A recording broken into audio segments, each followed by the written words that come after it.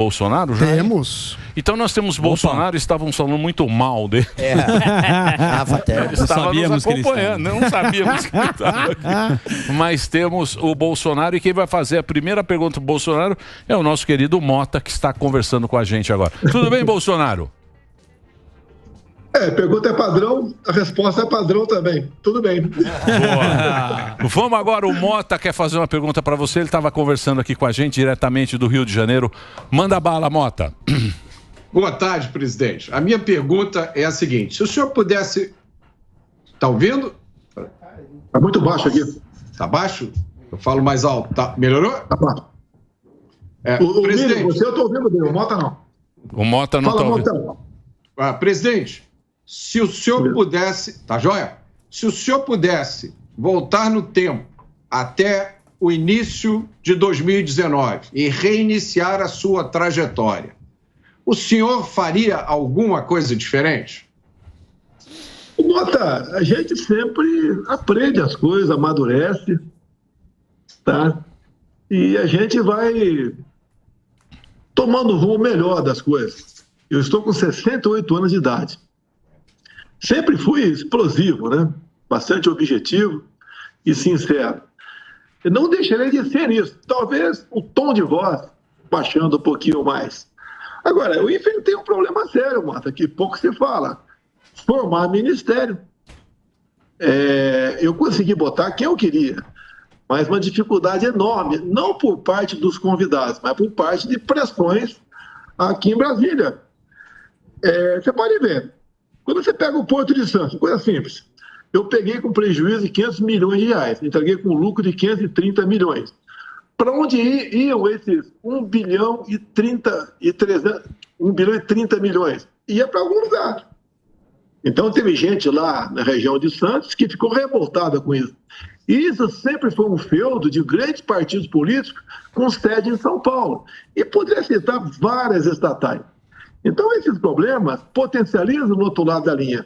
O cara que perdeu essa tetinha de 1 bilhão e pouco por ano, o que ele puder me queimar, ele queima. Então eu poderia falar de vários estatais para você, como é que foi a questão de bancos oficiais, como começou o namoro com Paulo Guedes, como é que apareceu o Tarcísio, a Damares, a Tereza Cristina. Então isso daí leva na frente, né? O pessoal fala, o Bolsonaro ele perdeu para ele mesmo. Se ele tivesse esse tipo de comportamento, não teria acontecido aquilo lá na frente.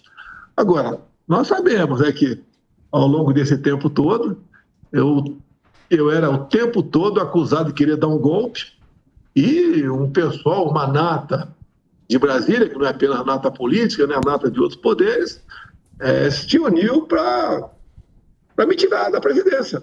Porque o que eu estava fazendo, apesar da pandemia, apesar da guerra lá fora, da crise hídrica de 21, os números do Brasil, eu entreguei muitos melhores do que eu recebi lá em janeiro de 2019. Boa. Tá certo. Presidente, a gente sabe que é muito difícil andar as coisas, as reformas, e eu queria perguntar, qual foi a sua maior frustração? Porque teve tentativa de fazer reforma política, o próprio Paulo Guedes queria juntar os municípios, teve também a tentativa de fazer reforma tributária. Vocês fizeram reformas importantes, como a da Previdência, concluíram da Previdência, mas teve alguma frustração grande, assim, que você falou, poxa, essa eu achava que sairia, assim, e acabou não dando certo? Olha, eu entregava os ministérios de porteira fechada para o ministro e falava, olha, qualquer problema é contigo, eu não vou pedir para botar ninguém aí. Uma exceção, por exemplo, pedir para a Tereza Cristina para botar o Jorge Seife lá na Secretaria da Pesca. Raríssimas exceções, tá? Então, mesmo assim, aprovamos vários marcos regulatórios, entre eles o saneamento. O modal ferroviário nós ressuscitamos, tá? Veio a BR do Mar, muita coisa veio, né? A lei da liberdade econômica. A cabotagem lá, A cabotagem. Nós somos o segundo país mais digital do mundo. Foi feito com a equipe lá do Paulo Guedes, graças à liberdade que eu dei para o pessoal trabalhar. eu falava, né, vocês podem botar quem quiser e eu tenho o poder de veto, como aconteceu em alguns momentos. Eu chamava o ministro, olha, esse cara aqui não vai dar certo por causa disso. Até porque os ministros eram muito técnicos, não tinham malícia política nenhuma. Eles chegavam um picaretaço ali, né, com 2 palmos de lã nas costas, uma ovelha, e querendo compor o nosso ministério. Olha, nosso ministério não dá para compor. Ou não bota esse cara, ou se tinha botado, tira. Então, esse foi a nossa relação com o ministro, que eu não faria diferente, velho. Talvez os ministros palacianos, aqueles 4 que tem lá na presidência do lado, eu botasse um perfil mais político, como, por exemplo, o Ciro Nogueira, né, veio mais tarde no governo, mas fez um trabalho de relacionamento com o parlamento que não é fácil. Não é fácil conversar com o parlamento. São 594 deputados e senadores. Tá? Então, por aí. No resto, manteria praticamente a mesma coisa. Menos o Mandetta, nem o Mandetão. Sim, o Mandetta tá sumindo. O Mandetta sumiu. Estamos esperando o pico do Mandetta até hoje. Tá na Venezuela. Cadê o Mandetta?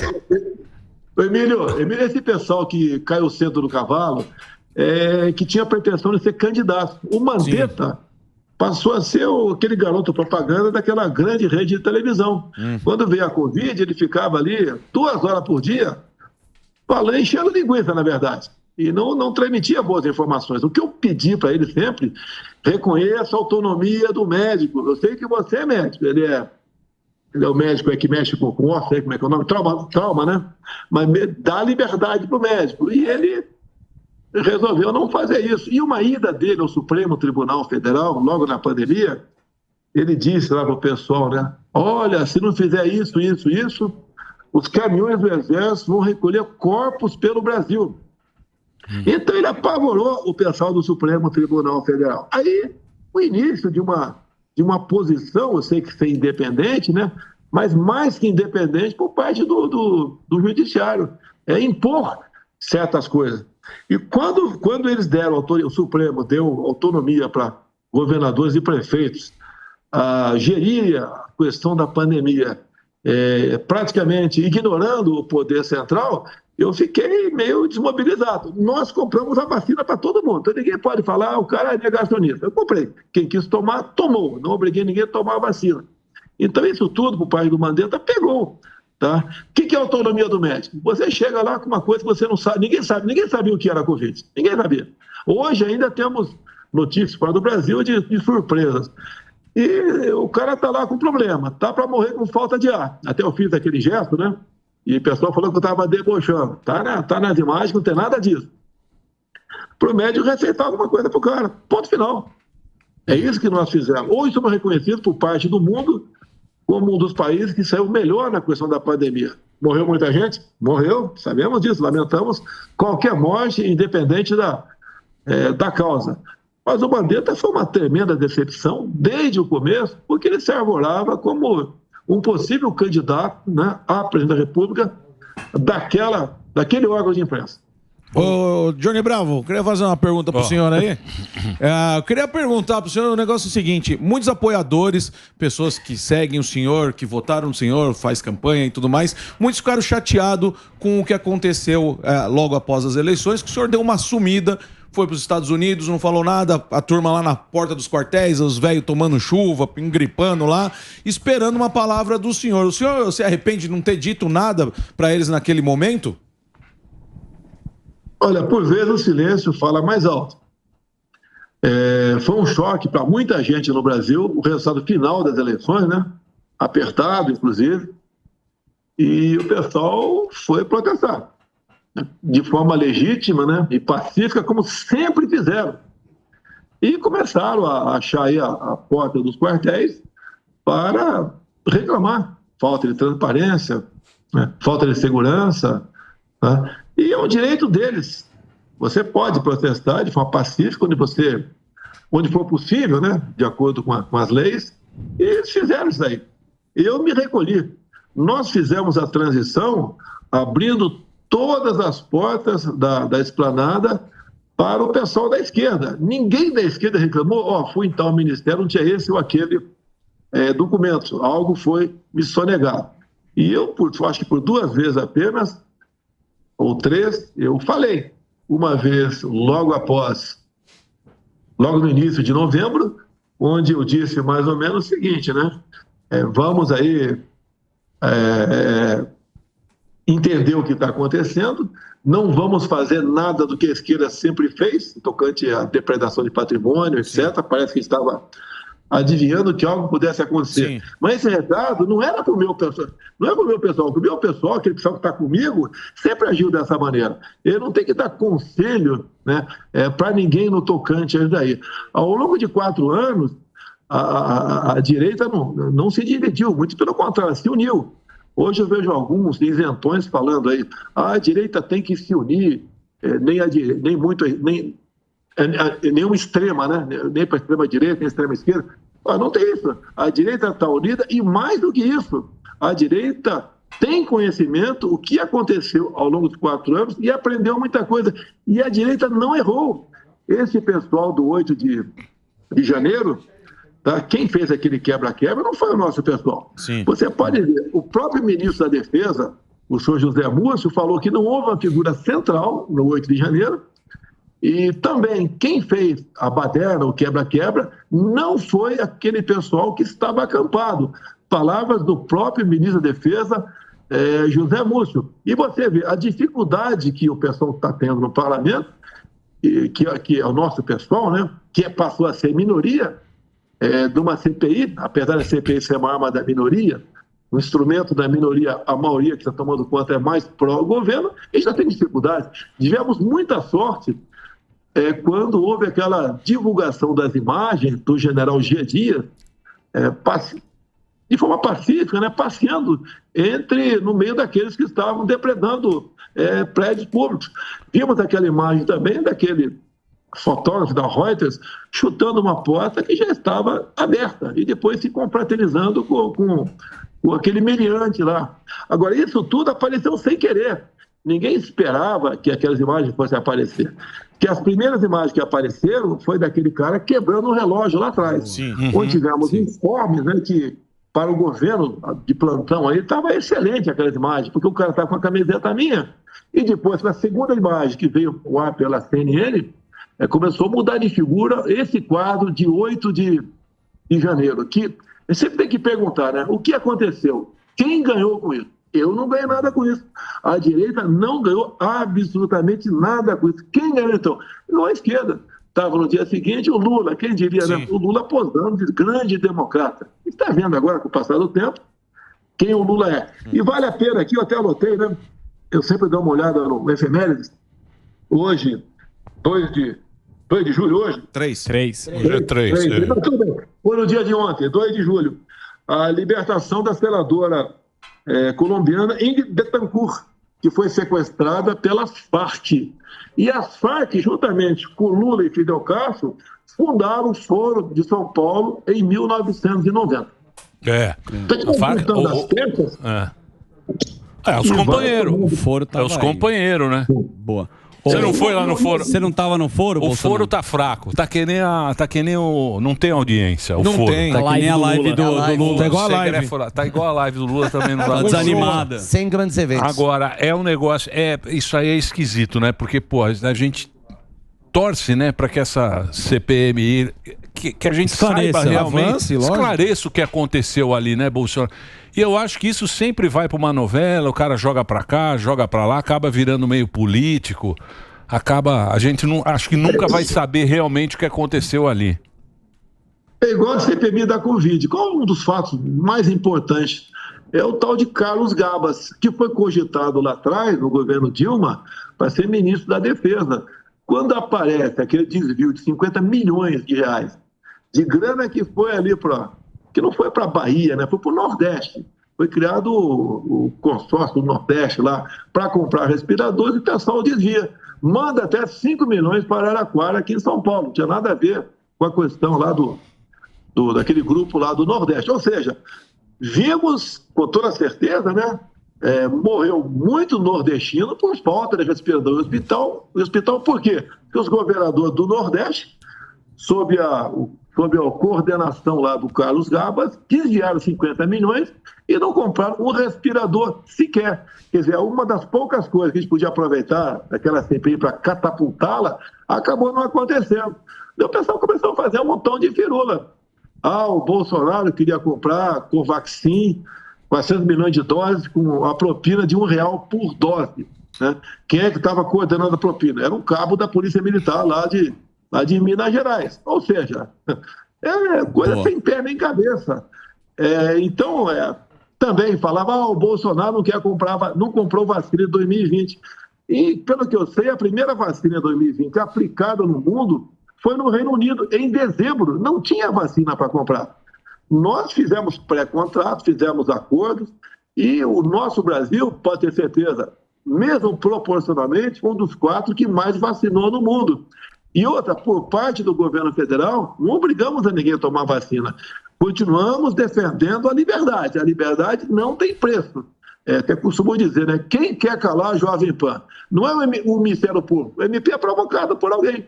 Igual, não sei se foi divulgado na imprensa, igual há 2 semanas, foi o Conselho Tutelar da minha casa, onde eu moro aqui, atrás da minha filha de 12 anos, né? Por que ela não tomou vacina? A mãe dela, acertadamente, estava em casa, mas deu uma invasiva e mandou me procurar aqui na sede do PL. Botei para conversar com os meus advogados. Ou seja, foi uma deputada do PSOL que provocou aqui o Ministério Público do DF e o Conselho Tutelar foi na minha casa. E a gente não vai falar de vacina, quando se fala de vacina, ele é negacionista. Quando se fala em urna eletrônica, ele é antidemocrata, né? Se você fala, por exemplo, daquele PL, da censura na Câmara, também. Você é a favor da balbúrdia, você é a favor de que matem crianças em sala de aula. O Brasil está um pouco de cabeça para baixo no tocante a isso. Eu podia estar calado agora, né? Porque agora, com todo respeito, nem mané eu sou, né? Porque eu perdi direitos políticos. Vocês, mané aí, da Jovem Pan, pode votar. Desculpa a maneira de falar com vocês, tá? Mas você pode até votar. Eu nem mané sou. Boa. Eu não posso votar por um julgamento completamente sem pé nem cabeça, que se for possível a gente conversa sobre ele. Boa. Chegou o momento, Bolsonaro, de você abrir o seu coração, com tanto tempo que você dá entrevista aqui, e aí você citou que você tem a bala de prata. Porém, você não vai dar a bala de prata para o resto da imprensa. Você vai abrir agora o seu coração e falar qual seria esta bala de prata. Seria a Michele Bolsonaro com a Tereza Cristina? Seria o Zema ou o Tarcísio? Porque você falou que é o JB, que é o Johnny Bravo. Você continua aí, mas a turma quer saber para onde a banda vai tocar de Jair Messias Bolsonaro.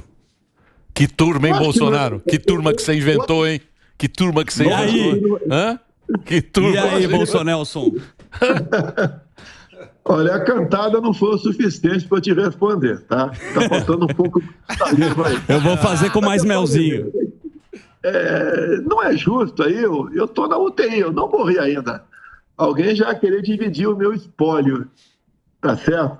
Agora, o que eu vejo aqui, nomes nacional, né? Não tem um nome ainda com conhecimento do Brasil todo para fazer o que eu fiz ao longo desses 4 anos. Nós ajudamos a surgir certas lideranças. Você vê o Tarcísio São Paulo. Ele é fluminense, né? Carioca, na verdade, torcedor do Flamengo e governador de São Paulo. O Zema não se elegeu eu apoiando o Zema. O Zema teve o seu trabalho lá, um pouco o pessoal se voltou a ele contra o PT, dada a onda contra o PT que surgiu graças ao nosso aparecimento. Outros nomes, bons nomes, apareceram, mas não tem ainda esse carimbo, né, para falar para o Brasil todo, estamos juntos para 2026. Eu espero um pouco mais. Vão aparecer aqueles precoces, né, que vão, como já apareceu aí um precoce, falando que, olha, nem a direita nem a esquerda, vamos para o centro, vamos unir todo mundo. Eu vou para uma passagem bíblica, né? Seja frio ou seja quente, não seja morno. O momento que o Brasil vive não é você dar pancada, mas você tem que ter posição. Não pode ser aquele eterno vacile, não.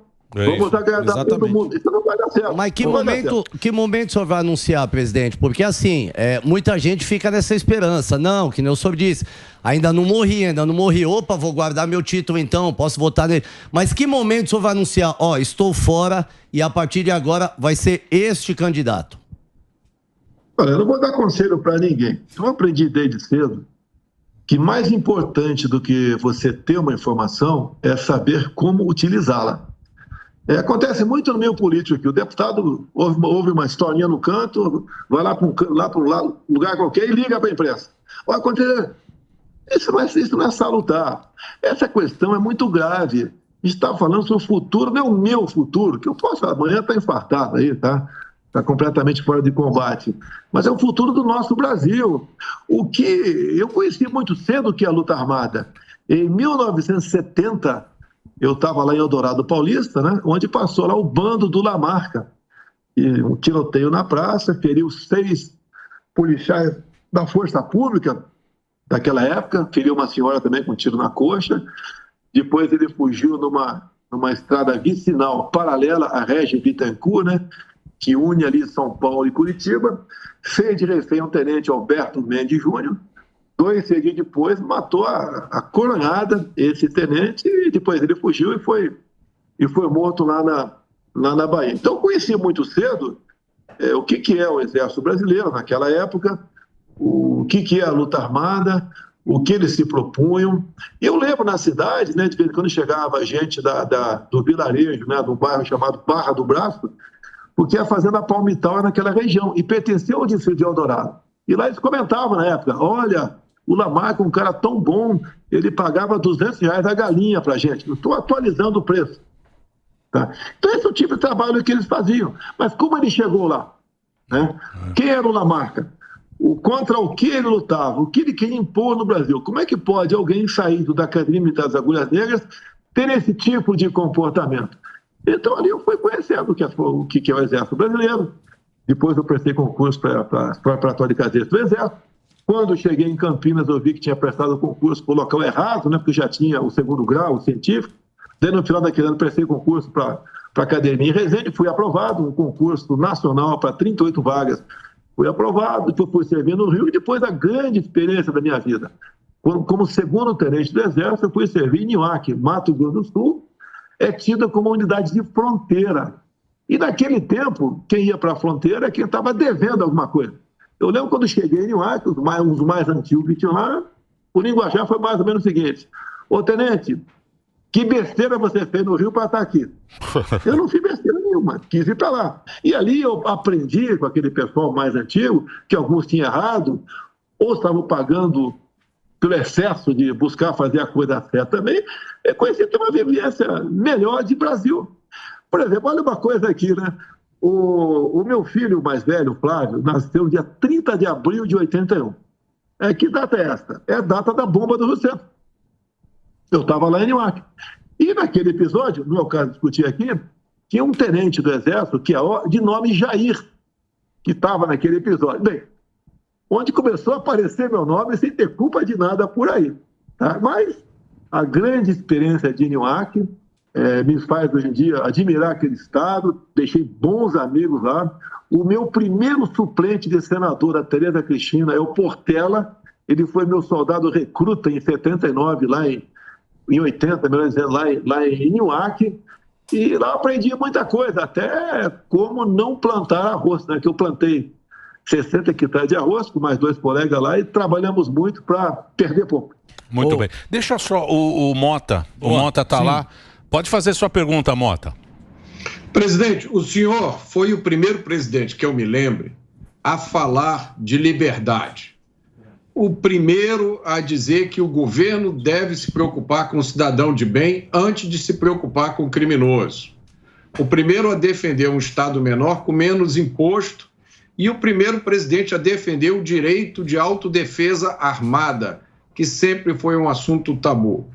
O senhor acredita que essas ideias vão continuar a ser defendidas pelos parlamentares de direita?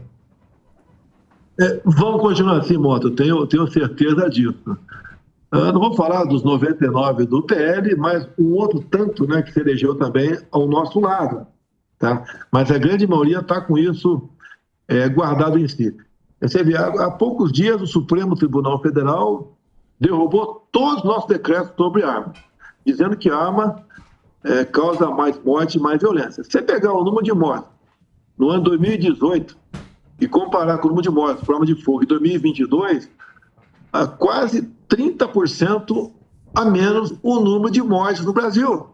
Então é sinal que a arma, com pessoa de bem, evita a morte. Alguns falavam que morte em domicílio ia aumentar, né? O marido querendo matar a mulher. Geralmente, né, nesses crimes passionais, o marido não usa arma de fogo para não chamar a atenção de ninguém, usa outros instrumentos. Bem, a arma está aí. A arma ajudou a te pacificar o campo. Com a ajuda do parlamento, aquele cidadão que morava num sítio, numa fazenda, ele podia usar sua arma só dentro de casa, né? Era posse de arma de fogo. Nós conseguimos dar a posse de arma de fogo em todo o perímetro da sua propriedade. Então, lá o fazendeiro, a senhora sitiante, podia montar seu cavalo, subir numa moto, numa bicicleta, a pé ou num carro e percorrer todo o perímetro da sua fazenda armado. Isso inibiu a violência no campo. É só ver os números. Foi lá para baixo. O campo vibrou com a gente. Não por causa disso apenas. É que nós realmente entendemos que o nosso trabalho como presidente da República aqui era não atrapalhar quem queria produzir, como lá atrás, com a lei da liberdade econômica. Eu acho que vale a pena falar, porque pouca gente sabe o que é a lei da liberdade econômica. Por exemplo simples, um cara queria vender um cachorro-quente na praça. Uma senhora queria, por exemplo, abrir um salão de beleza. Um homem queria abrir uma oficina mecânica. E entrava com o pedido de alvará e demorava meses, anos para sair isso aí. Com a nossa lei, se em 30 dias a prefeitura não se manifestasse, ele podia abrir seu negócio. Então isso tudo foi uma coisa que nos ajudaram muito por ocasião da pandemia. Ninguém esperava em 2020, né? Final de 2020, que foi o primeiro caso 2019, na verdade, depois de 2020, quando começou a aparecer a pandemia, o estrago que alguns governadores fez em seu estado. Aquela política, fica em casa, a economia te vê depois. Eu apanhei muito dizendo que as pessoas saudáveis tinham que trabalhar. Os idosos com comorbidades tinham que se cuidar. E apanhei muito por causa disso. Se não é a gente criar o auxílio emergencial, o Brasil teríamos uma guerra civil, uma catástrofe do Brasil. Que nós descobrimos, Mota, que tínhamos 38 milhões de pessoas que eram informais, que trabalhavam durante o dia, muitos desses, para comer à noite. E quando foram obrigados a ficar em casa, em poucos dias ou semanas, eles iriam para as ruas, teríamos saque de supermercado, teríamos uma baderna no Brasil. Criamos o auxílio emergencial. E olha só, né, bastidores. Chegou o espírito de porco para mim, podia até estar bem intencionado, jamais vou falar o nome dele, e falou, vamos mandar o dinheiro para os prefeitos distribuir para o povo. Imagine como seria essa festa, por parte de alguns prefeitos, não de todos, obviamente. E criamos ali o auxílio emergencial, já tinha o Pix lá em forma, lá no Banco Central, já existia o projeto do Pix, lá na frente criamos o Pix. Hoje em dia, salvamos a economia do Brasil com auxílio emergencial e o Pix foi uma grande criação que inseriu no mercado praticamente todo mundo. Hoje em dia, o que mais se fala é Pix por aí. Quem nunca tinha entrado num banco, algumas dezenas de milhões de pessoas, fizeram abrir sua conta e passaram a operar com essa nossa máquina de mexer com a economia, que alguns países do mundo querem esse Pix para lá. Eu não sou agora eu que estou tratando desse assunto, obviamente, né? Mas se querem é porque a questão é boa. E olha só, agora vamos lá. Durante o debate eu falei lá atrás, do outro lado ia taxar o Pix. O Pix hoje, a última informação que eu tive, né, de alguns meses atrás, movimenta R$1 trilhão por mês. Imagine quanto esse governo agora quer nesse novo imposto digital, que é uma CPMF camuflada, quer meter a mão no bolso do povo e vai meter na mão no bolso, inclusive, daquele pobre coitado que vende água no sinal de trânsito. Bolsonaro. Companheirada, né, Bolsonaro? A companheirada. Companheirada gosta do emprego bom, carreta furacão. Opa, vai ter que pagar, Bolsonaro. Você também vai ter que pagar esse imposto aí, ó. É breakzinho só para rede. Aliás, uma grande audiência. Sim. Deixa eu só fazer um break rapidinho para nossa rede de rádio. Estamos conversando aqui com o Jair Messias Bolsonaro no @Jair Messias Bolsonaro no Instagram dele, ex-presidente Bolsonaro nas redes conversando com a gente. Vai lá, Reginaldinho. Ô, Bolsonaro. Pois não, professor. Hoje você publicou um artigo que no Twitter que a Dilma convidou embaixadores estrangeiros para um evento em seu apoio. Está publicado. A revista Oeste já também replicou. E tem um projeto de vários deputados, se eu não me engano são 65 ao todo, querendo anistia. Eu pergunto, você acha que tem chance de reverter essa situação? E emendo se você tem medo de ser preso em algum outro tipo de processo. Começando pelo final, preso por quê? Só se for na parte da arbitrariedade. Sim. O que não é novidade aqui no Brasil. Nós temos umas 300 pessoas presas no momento. Eu tenho 3 pessoas ligadas diretamente à minha empresa. É o Coronel Cid, é o Capitão Cordeiro e o Sargento Max. E não cabe prisão preventiva para esse. Tanto é que na época da prisão lá desses 3 auxiliares meus, o Ministério Público foi contrário à prisão. E agora, semana retrasada, o MP foi favorável à liberdade dele. E o Alexandre Moraes, de forma como ele decide tudo lá, resolveu não, vai ficar mais um tempo de molho aí, porque, segundo o despacho lá, eles poderiam combinar depoimentos. Então, a arbitrariedade não nos falta. Como o caso aqui do 8 de janeiro, onde bateu-se um recorde, né? Mais de 1.000 pessoas presas no mesmo dia. E atualmente temos quanto eles quiseram, não. E agora está naquela história. Vamos pegar os financiadores do ato. Oh, meu Deus do céu, que financiador? O próprio, repetindo aqui, o ministro da Defesa, José Múcio, disse: quem fez o ato de vandalismo não foi o nosso pessoal, que nunca tocou fogo numa lata de lixo, nunca quebrou uma vidraça ao longo desses, não digo 4 anos, desde 2013, quando a direita ia para a rua, o comportamento era simplesmente exemplar. Tanto é que os Black Rock lá acabaram até infiltrando, e com o tempo eles ficaram de fora desse movimento, que viu que não tinha espaço para eles. Tá? Então você perguntou questão de prisão. Prisão por quê? Quem queria dar um golpe? Que golpe é esse? Num domingo, meu Deus do céu. Um golpe tem um objetivo, tem conspiração, tem a sociedade envolvida, tem Forças Armadas, tem tudo envolvido. O que tinha envolvido nesse 8 de janeiro? Nada. E aquela velha pergunta, né? Quem ganhou e quem perdeu com isso? Perdeu a nossa direita.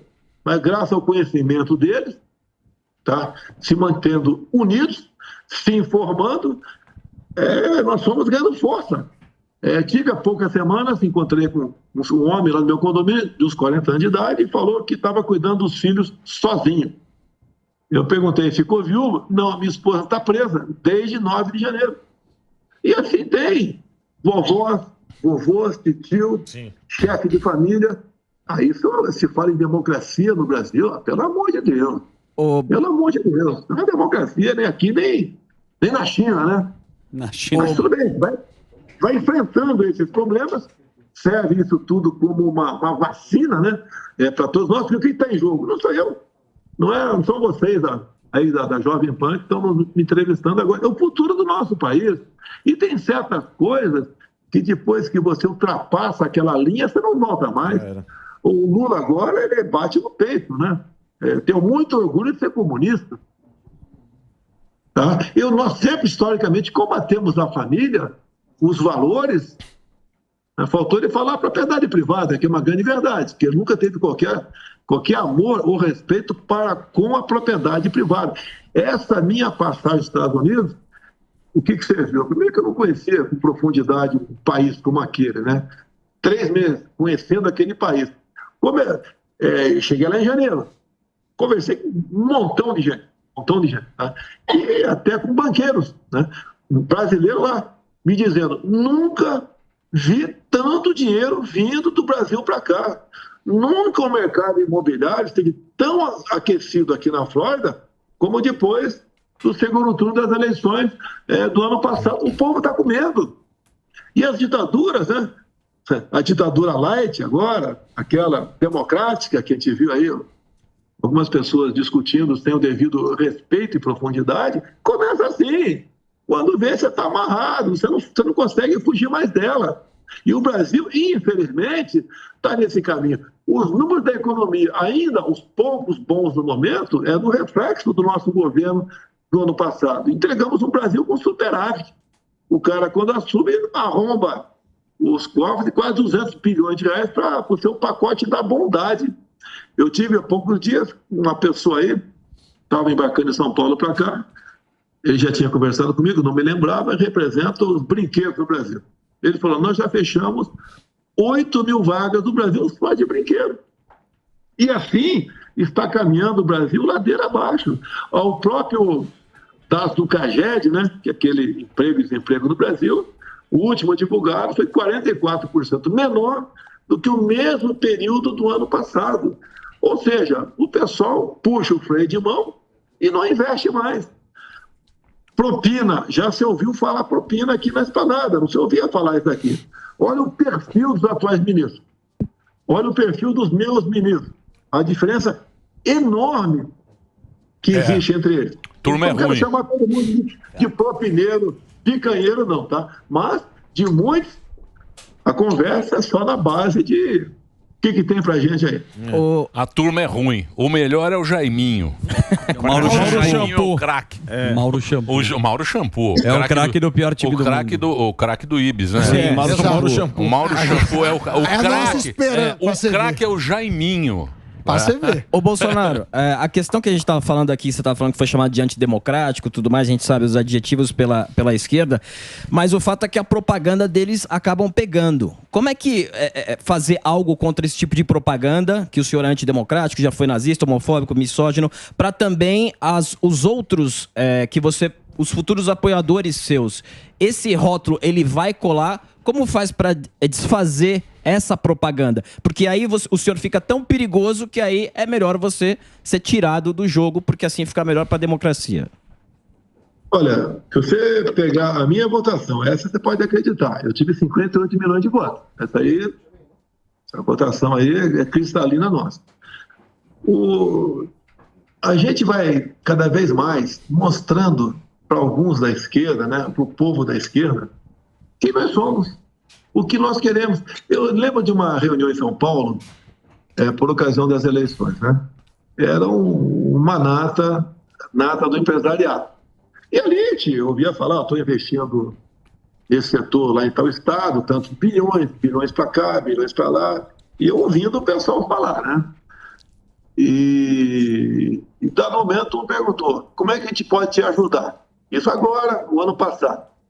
Lógico, você fala bilhões para cá, é natural você falar, eu quero 300 milhões de reais. Né? Dá para sacar isso do fundo do baú? Mas não falei isso. E eu, quando o pessoal estava falando, peguei um assessor meu, mandei na cozinha, e quando eu mandei o pessoal da cozinha vir falar comigo, eu trouxe umas 10 pessoas da cozinha. E daí falei, o que eu preciso de vocês é que converse com essas pessoas. Não é como um falou aqui, eu vou juntar da minha empresa agora, 300 funcionários e dar um recado para ele. Não é isso aí, tem que conversar no dia a dia. Como é que eu tenho informações? Você lembra daquela reunião dita secreta, né? Que eu divulguei porque falavam ali que ali estava a prova que eu interferia na APF. Não tinha nada daquilo. E ali tiveram 29 palavrões ali. E o que eu falei da inteligência? Lamentavelmente, as inteligências do Exército, da Marinha, da Aeronáutica, da Polícia Federal, da BIM, não serve para a gente. Não serve. Eles guardam inteligência para eles. Então, quando eu falei que eu tinha minha inteligência particular, não era minha particular contratada por ninguém. É gente que eu deixei de amizade ao longo do tempo, que eu ligava para essa pessoa, o que está pegando aí? Ou então, elas ligavam para mim, que a minha rede de zap aqui, lamentavelmente, meu telefone está com a Polícia Federal, né? Lamentavelmente. Não foram na minha casa atrás do cartão de vacina, foi para pegar meu telefone.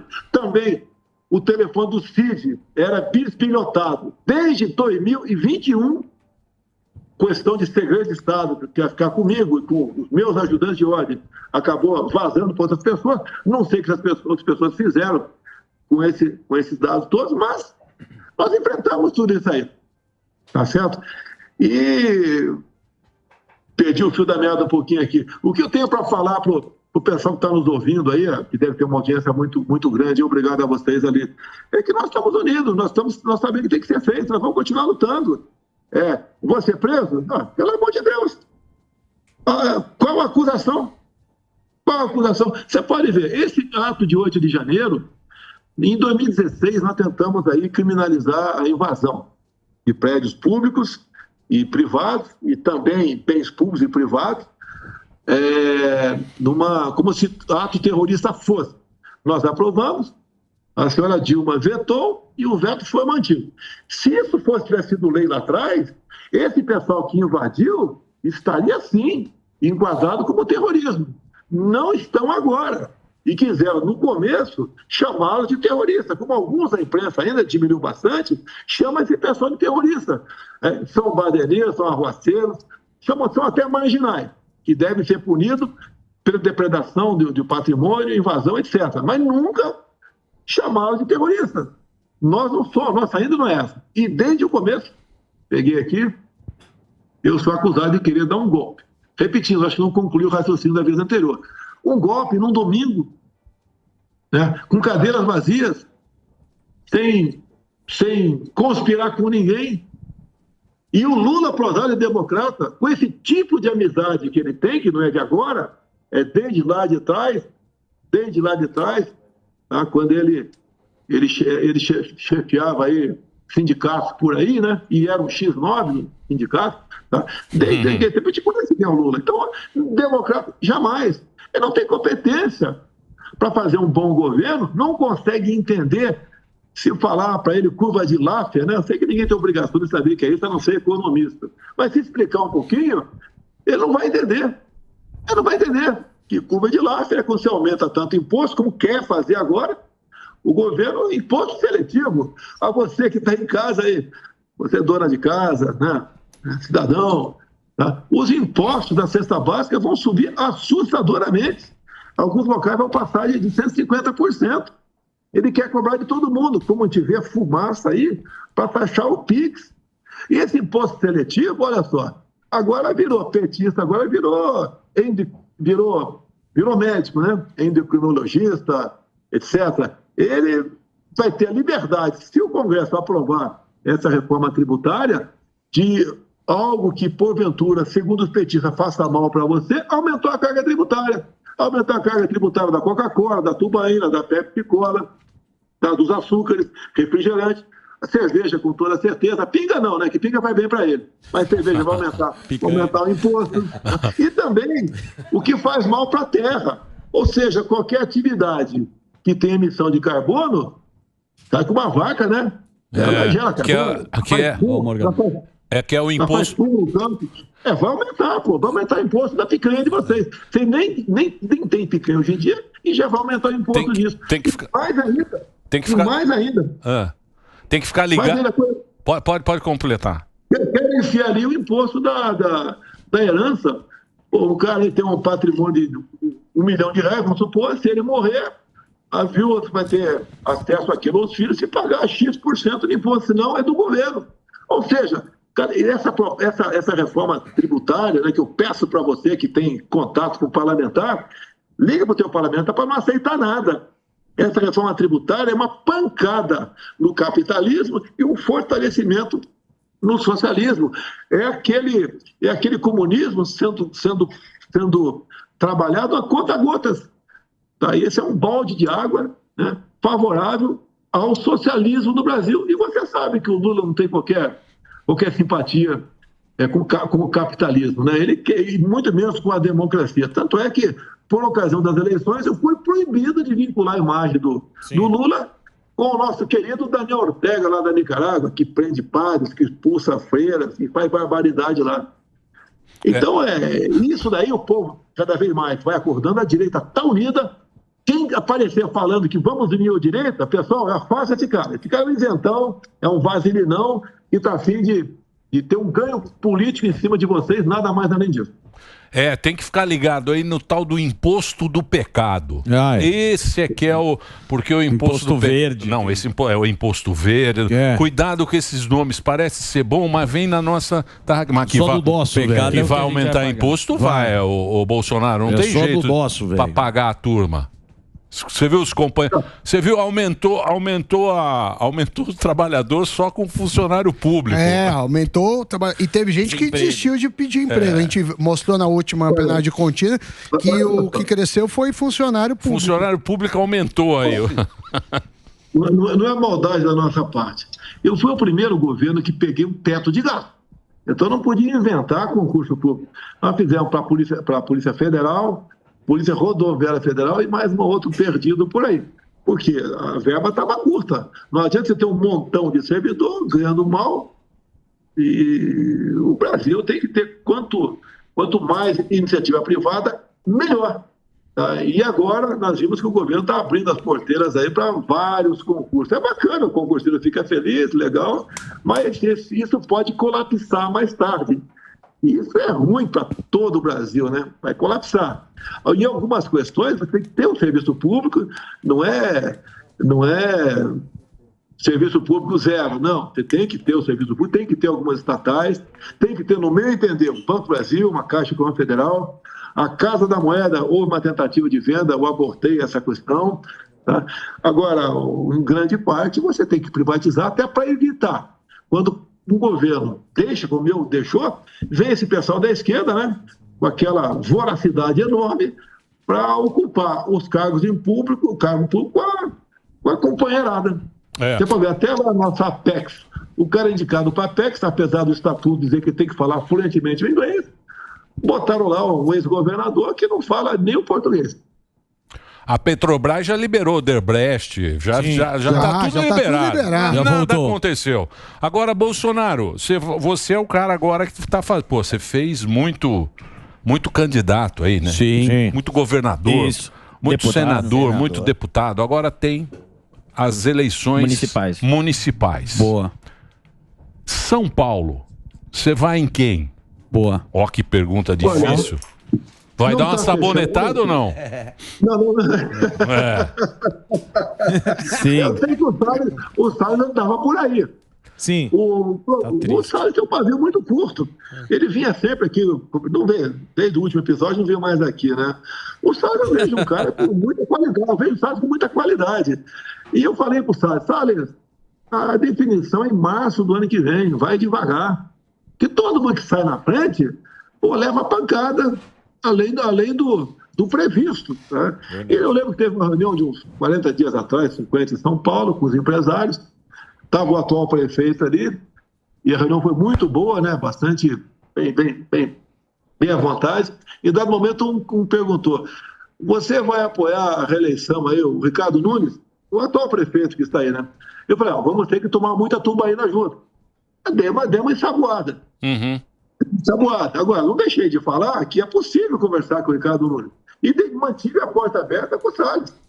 Agora o Salles foi para o tweet dele. Sim, tá bravo. Chutou a barraca, pau da barraca, quem estava fora da barraca, chutou todo mundo.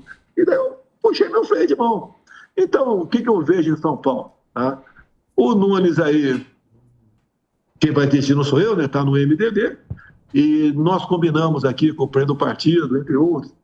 A gente conversa com a bancada antes, bate um papo com os deputados, senadores. Se a gente tiver um candidato nosso, com chance de ganhar, a gente vai com ele. Até o momento não apareceu, com todo o respeito que eu tenho ao Ricardo Salles. Tá?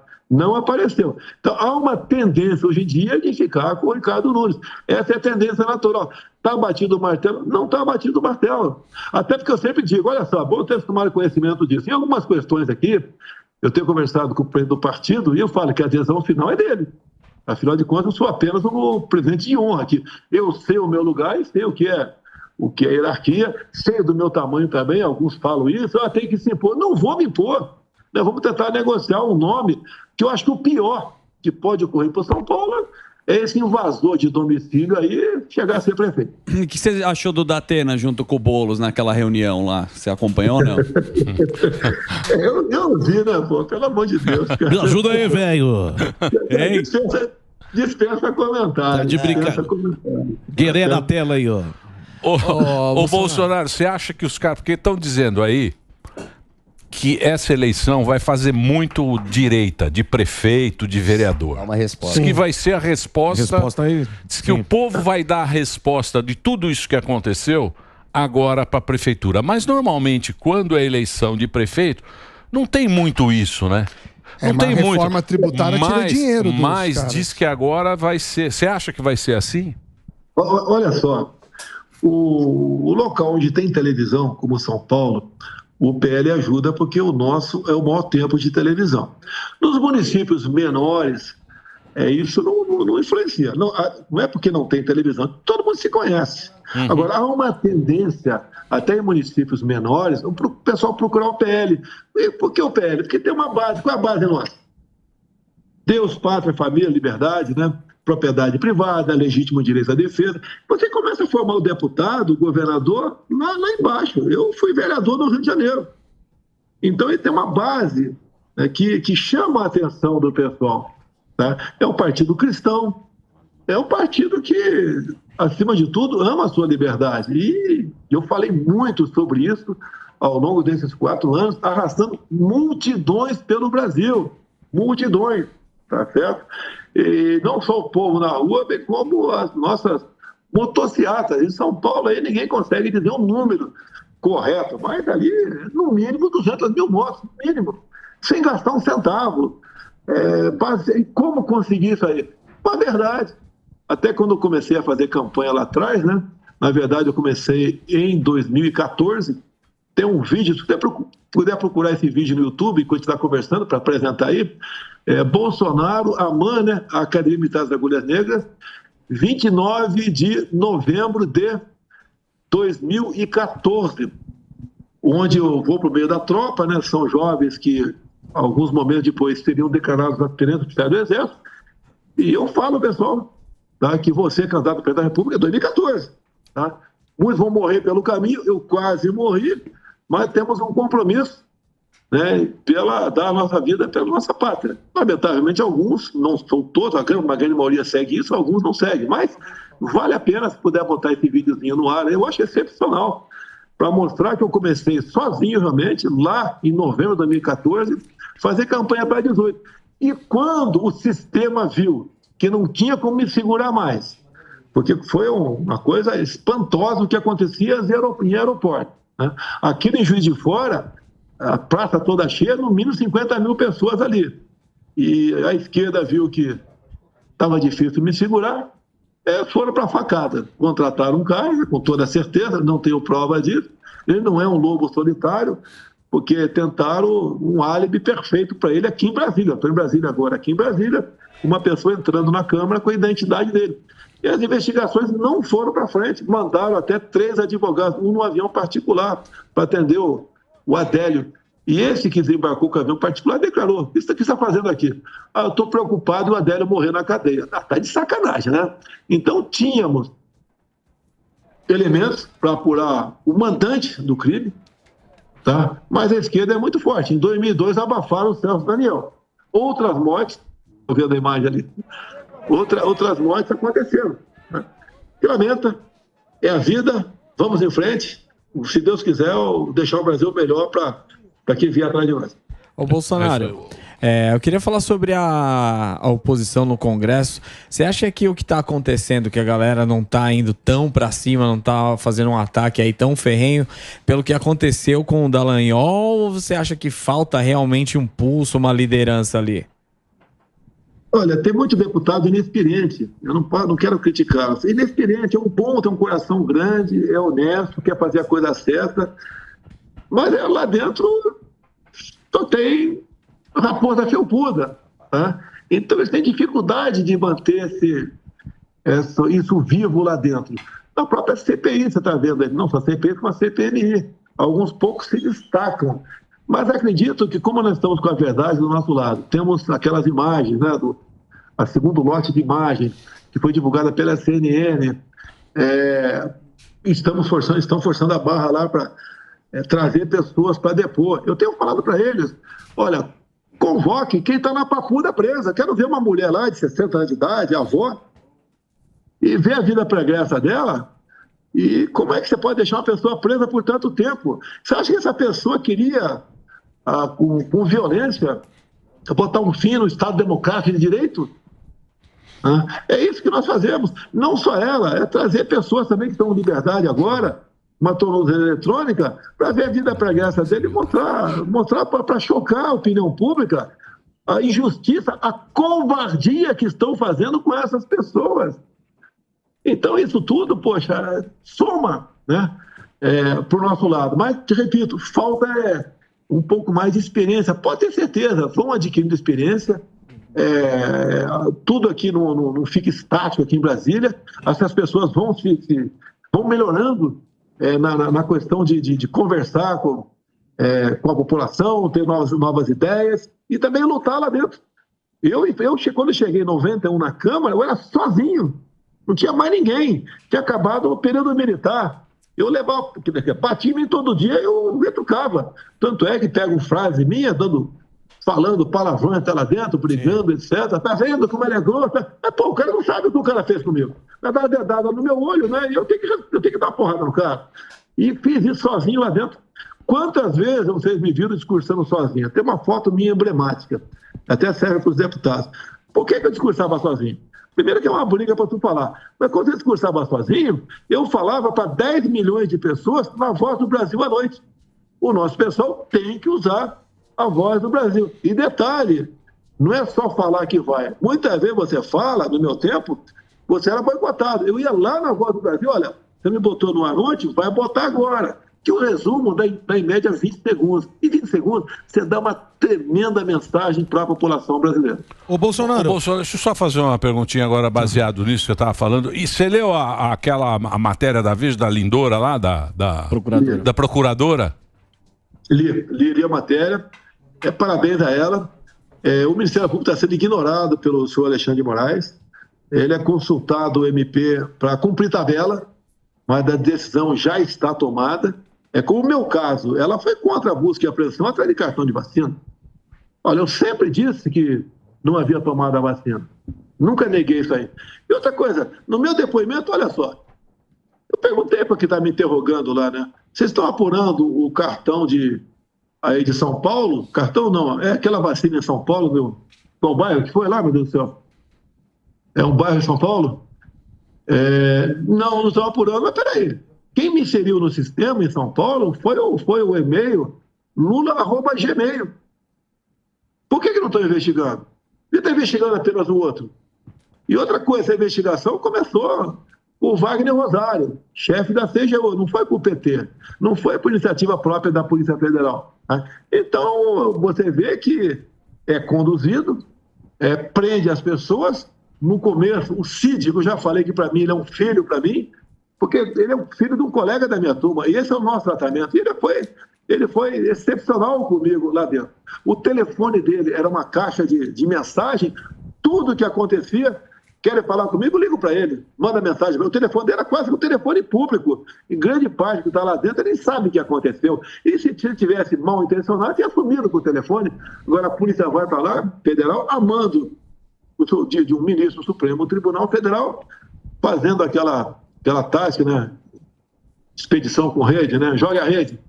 Eu não sei pronunciar o nome de inglês corretamente. E dali, então, começa a pendurar inquérito em cima de inquérito. E daí é joia, gasto da primeira-dama, eu pagando despesas em dinheiro vivo. O total da despesa nunca chegava a 20 mil por mês. E tem o respectivo saque na minha conta bancária. E daí você vê, joga para a imprensa.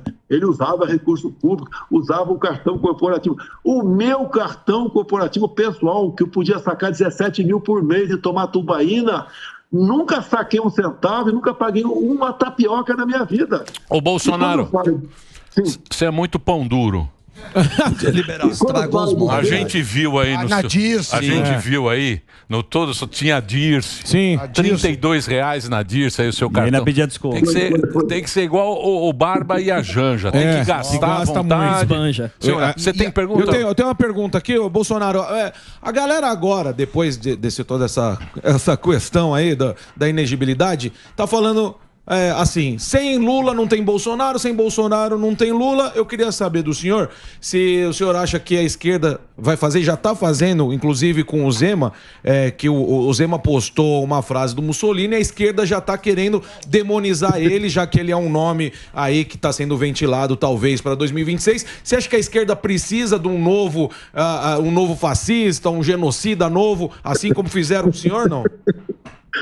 Eu não vou dar conselho para o Zema, tá? Eu gosto dele, eu acho que ele fez uma boa administração, está fazendo uma boa administração lá em Minas Gerais, mas quem queimar a largada agora vai levar tiro de bazuca no lombo o tempo todo. Sim. Qualquer palavra errada, pronto.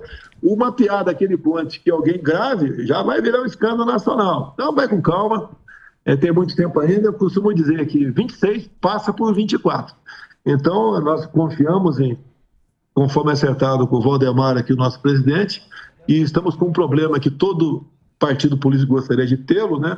Nós temos o excesso de candidatos, não só para câmaras municipais, bem como para prefeituras pelo Brasil todo. E tinha um exemplo, me fugiu da cabeça aqui, de uma prefeitura lá em Rio Grande do Sul, me fugiu o nome do município, onde todos ou todas as candidatas serão mulheres, obviamente. Quando tem cota para homem, né? A prefeita, a vice-prefeita e toda a nominata de vereador serão completados por mulheres. E vejo uma participação muito grande na mulher na política, não por cota, mas por querer participar e achar que tem potencial para isso. Quem me traz essa informação é a dona Michele, que tem rodado o Brasil. Teve há pouco tempo em Cuiabá, depois teve em Ji-Paraná, lá no interior de Rondônia. A senhora, a senhorita, as mulheres estão bastante ativas nessa questão política. E eu tenho dito para o nosso pessoal, olha, tendo bons nomes, né, porque vem muita gente ali meio querer costear o alambrado, como dizia o Brizola lá atrás, né? Não vai dar certo. Então, nós estamos trabalhando nesse sentido.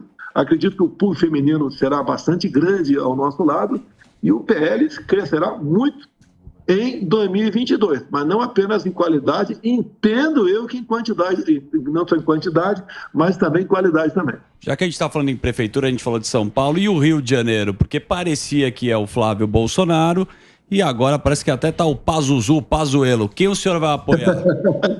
O pessoal fala no Pazuello, né, nosso general aí, paraquedista aí, o pessoal fala do Braga Neto também, mas ali, você viu, o Pazuello, ele é um tremendo de um gestor, ninguém pode negar isso daí. Ele foi um interventor lá em Roraima, quando era general da Ativa, estava na Ativa, mostrou realmente um brilhante trabalho que ele fez, um momento difícil do Estado. O Braga Neto foi interventor aí no Rio de Janeiro também, tem uma tremenda de uma bagagem tocante à gestão. O Braga Neto soma ele a questão da segurança pública, ele realmente é interessado e gosta do assunto, não é aquele especialista de ar-condicionado, né? Então tem potencial, tem que saber se eles querem, e se quiserem, o conselho que eu já dei para eles, só fala depois de 24, para não levar tiro a partir de agora. Pianinho, tem que ficar pianinho. O Bolsonaro tá pianinho. Muito bem. Queria agradecer. Claro. Agradecer. Não. Oi? Tudo bem. Quer ficar mais? Não, se você quiser ficar mais. Uma coisa apenas, né? Pois não. Tranquilo. Por ocasião da votação aí que eu perdi por 5-2, eu acabei sendo inelegível. O último voto foi do senhor Alexandre de Moraes, e por 4 ou 5 vezes, após ele ler uma frase que seria minha, ele me chama de mentiroso. Isso dói no coração da gente, ser chamado de mentiroso. Não sou, tá? Esse tipo de gente ele acha que não sou. Né? Agora, as frases que ele leu foi que eu tirei do inquérito de novembro de 2018, o inquérito da Polícia Federal. E então, ele podia ter falado que eu li frase do inquérito da Polícia Federal de 2018. E esse inquérito, eu trouxe ele à baila, né? o ano retrasado, o ano passado também, tinha a ver com a apuração de possíveis irregularidades por ocasião das eleições de 2018. Para vocês entenderem a situação. Quando acabou o segundo turno de 2018, chegou um documento bastante sólido dizendo que tinha havido fraude no segundo turno das eleições de 2018. A presidente do TSE é a senhora Rosa Weber. Bem, se houve fraude, fraudou quem ganhou. Ninguém vai fraudar para perder. Ela determinou a abertura de um inquérito e a PF teve carta branca para adentrar o TSE e lá colheu documentos, tudo que foi possível. Inclusive pedidos de informações, e o TSE informou, assinando embaixo, o que aconteceu lá dentro. E ao divulgar isso aí, na época o TSE falou que eu estava divulgando um documento confidencial. Isso sim é mentira, porque o próprio encarregado do inquérito, que entregou esse inquérito para o deputado Felipe Barro, do Paraná, disse que não era sigiloso.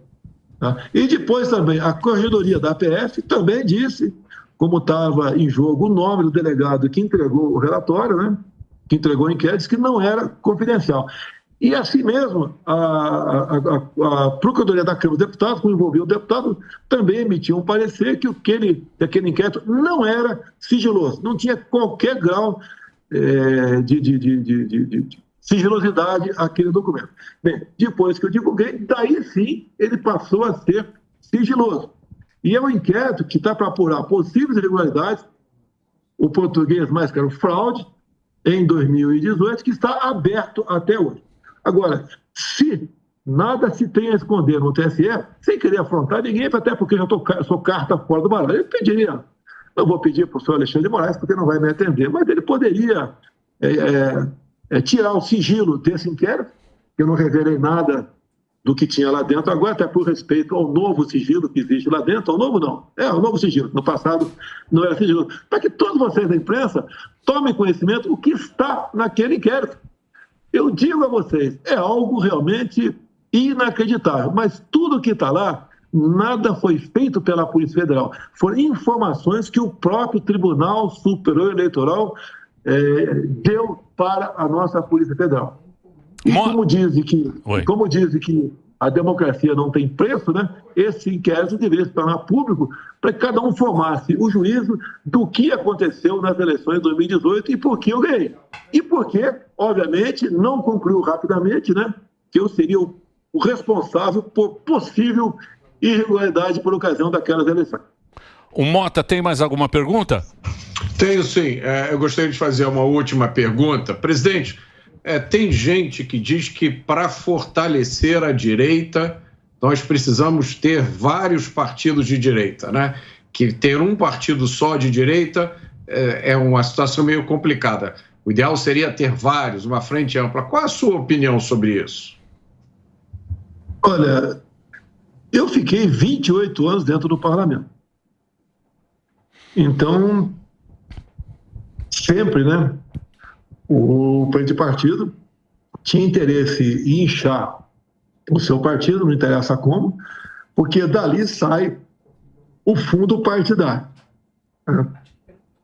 O PL cresceu uma massa lá atrás do PSL, o pessoal não soube trabalhar direito o PSL. Né? E com o PL agora, fui bem conversado com o Valdemar, e o Valdemar tem cumprido tudo que conversou comigo, e eu com ele também. A nossa ideia é fortalecer. Outros partidos, não digo partido no momento, mas tem deputados e outros partidos que pensam exatamente igual a nós, e gostaria de vir para o nosso partido. Não vem porque seria infidelidade partidária, ele poderia perder o seu mandato. Mas esses parlamentares estão pressionando, estão trabalhando dentro do partido, tem partido médio, partido pequeno também, para que tenha essa postura de bandeira, né, que seria o alicerce do partido, como eu disse para você, propriedade privada, legítimo direito à defesa, liberdade religiosa, armamento, livre comércio, é isso aí. Então, é bom aparecer mais, é bom, mas que não apareça certos partidos apenas de gogó. Nós vimos um partido aí que não era tão novo assim, né? Mas já estava apenas buscando aí simpatia e voto, e nada de compromisso.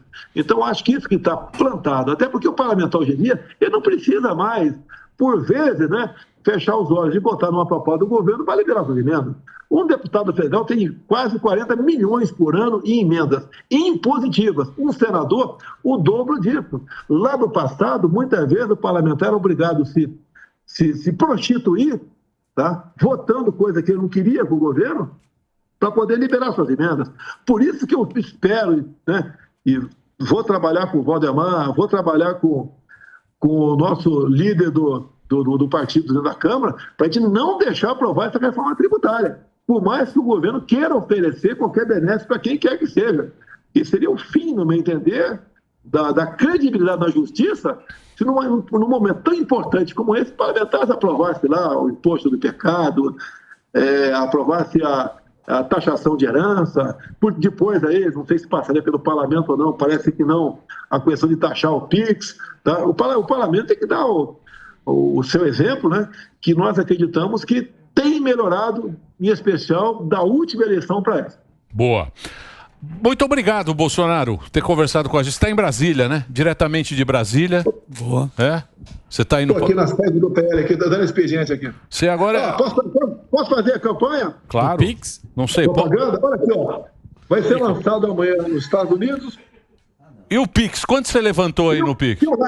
Um complemento alimentício aqui, a base de algas marinhas. Garoto propaganda nos Estados Unidos. Quero saber do Pix. Garoto propaganda. Ganha o livro do Trump, que não haja dúvida. Estou em 4 páginas do livro do Trump. O Trump, os caras querem meter ele em cana lá, em Bolsonaro. Tem que ficar ligado lá, que os caras não querem mais o Trump. Deixa eu falar uma coisa. E esse Pix aí? Quanto você levantou aí? Para pagar os processos? Daria para quanta tubaíba? A iniciativa da população, muito obrigado a quem colaborou. A massa das colaborações foi de R$2 e R$22, a massa. Dá para pagar essas despesas agora, ainda sobra um pouquinho para tomar uma tubaína ainda, tá bem? Boa. Obrigado, viu, Bolsonaro, pelo papo. A gente tá vendo que você tá bem aí, pô, legal conversar com a gente aqui no Pânico. Muito obrigado. Agradeço a liberdade que vocês me dão para conversar aquilo que eu gostaria de falar com todo mundo, coisa rara, encontrar em outros órgãos de imprensa. Existe, mas coisa rara. E, por último, né, para todo mundo, a quem interessa calar a Jovem Pan? Uma boa pergunta. Eu não sei, a Globo a gente tá dando o dobro da audiência, mas eu não gosto de falar isso. Que dá Inclusive eu vou botar a Alexa Globo News. Tá um azar isso daí. Alexa, Globo, você não sabe o azar que dá ganhar. Alexa, nem funcionando a Alexa. Fora do ar. Saiu do ar. Não, entrou. Não. Então eu ponho aqui porque você não sabe o que acontece quando a gente começa a aparecer. Obrigado, viu, Bolsonaro? Um abração pra você. Obrigado aí pelo papo. Bom, e Mota também. Mota. Valeu, Mota. Hoje. Valeu, muito obrigado. O que você achou do papo? Achei muito bom. Achei que o Bolsonaro passou uma calma, né, serenidade. Acho que ele está tranquilo e gostei do que ele falou. Acho que ele foi nos pontos importantes. Boa, é isso aí. Obrigado, viu, Mota? Obrigado. Vamos fazer o break